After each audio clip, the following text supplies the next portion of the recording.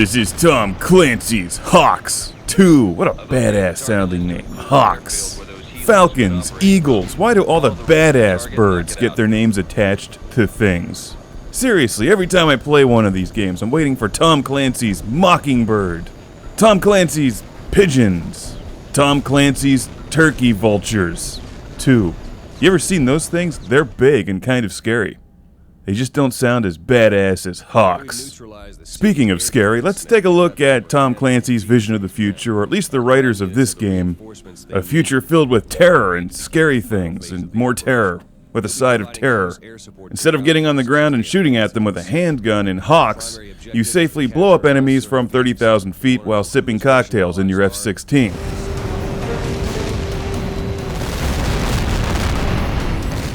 The stars of H.A.W.X. 2 are the airplanes, the excellent GOI satellite imagery, co-op gameplay with 2 to 4 players, and multiplayer, not the plot. I'm sorry, but the plots of these games are just becoming repetitive. I'm not going to suggest buying this one for the storyline, because there's many other ways to enjoy H.A.W.X. 2, but seriously, the story would be more interesting if there were aliens trying to steal our water supply. Anyway, those of us who enjoy these games aren't playing them for a rich, detailed storyline with plot development, because there isn't any. We're playing it because we like to blow up shit with airplanes. He's going vertical, don't let him get away! Got the bastard! Okay, moving on. Let's get to the planes because they're awesome.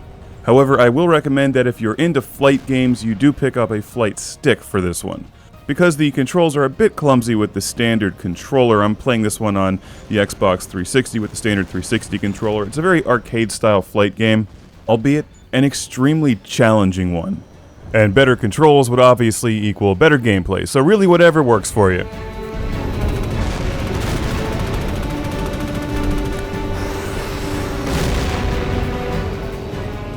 Like the first H.A.W.X., which I really enjoyed, there's a variety of different planes from different countries, and you fight in a variety of different missions. Sometimes blowing up air targets, other times ground targets. This game mixes it up nicely, and there's even some AC-130 gunship missions for you Modern Warfare 2 fans out there. In the target zone now. Goliath, be advised.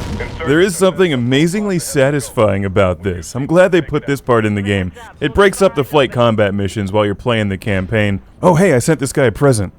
Let's see if he gets it. Road's clear. Good. He did, good. I expect a thank you note.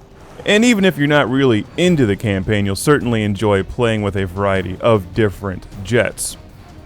You earn experience points, which you then use to unlock new planes for things like the survival mode and free flight modes.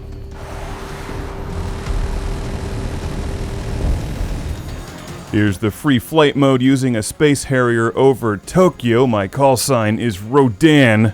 And this stuff is there really to just show off the GOI technology. This isn't exactly a realistic flight simulator, but damn does it look good. You gotta give them credit for that. A beautiful game. If only there were civilians running away from me, screaming, model tanks shooting at me, and I had the ability to transform into a robot with flamethrower breath. Now that would complete the game. I think the developers did a nice job giving this game excellent technical qualities while also giving it high replay value. There's arcade modes, survival modes, multiplayer, and the experience points that you earn while playing the game can be used to buy the new jets, and rather than buying 100 versions of the same machine gun, you're buying new planes, enhancing them, and then when you use those planes in different missions, you're mastering those planes and also improving their performance. Fans of flight games should check this one out if you dig Ubisoft's other games like H.A.W.X. 1 and the Blazing Angels games.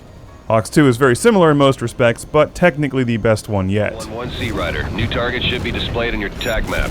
You're clear to engage.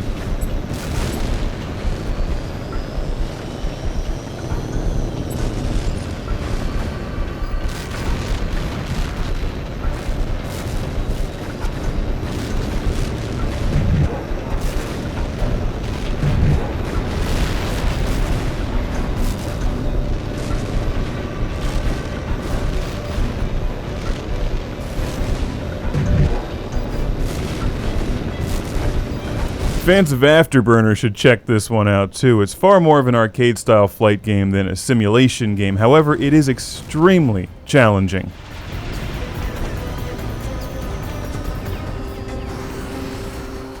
Playing through the campaign, I got stopped at regular on a few missions and ended up having to go to easy, and it still wasn't easy, because you have to learn to master the different weapons on the planes that you're flying. Not a game that you'll just breeze through if you're not really good at these games. The missions are lengthy, too. Sometimes you'll be shooting down airplanes and there's a new threat and you have to blow up a bunch of tanks quickly, and then you can go back later in the game and play those missions over and over again. And you've even got that co-op mode, so there's just a lot going on in HAWX 2. And it's a sequel I'm pleased to see because I really dug the original one.